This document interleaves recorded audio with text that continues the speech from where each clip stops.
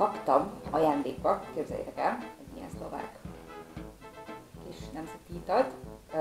Hát gyakorlatilag ez a kólának a szlovák változata, ez a kófola. Nagyon kíváncsi vagyok, gondoltam, hogy ezt én most így meg fogom kóstolni, mindjárt rájövök, hogy kell ezzel kinyitni.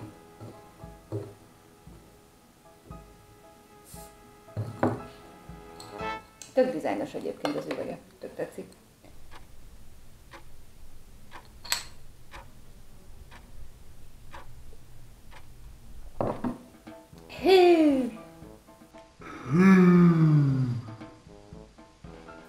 Ez mi? Fú, ez nagyon rossz!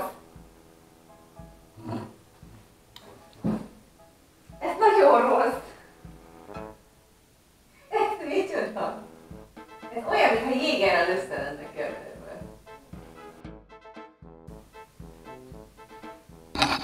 Konkrétan olyan íze van, mintha összekeverted volna és jéger kólát innál. Ez borzasztó.